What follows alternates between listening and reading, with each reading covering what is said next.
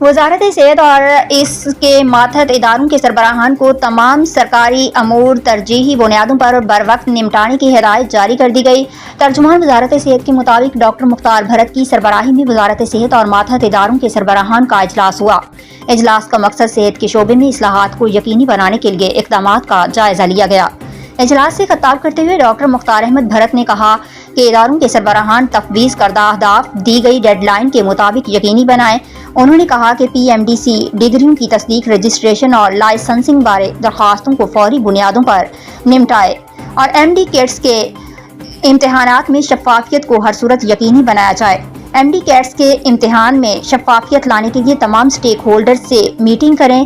وفاق اور صوبوں کی یونیورسٹیاں جو امتحانات منعقد کرواتی ہیں ان سے مل کر مربوط حکمت عملی تشکیل دیں۔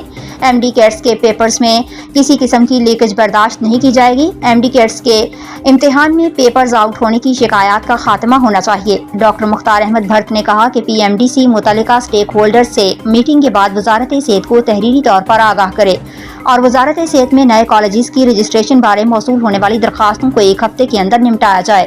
انہوں نے کہا کہ پاکستان کی میڈیکل ایجوکیشن کو اعلیٰ معیار کے مطابق بنانا ہوگا تاکہ فارن اسٹوڈنٹس پاکستان کی میڈیکل کالجز میں تعلیم حاصل کریں۔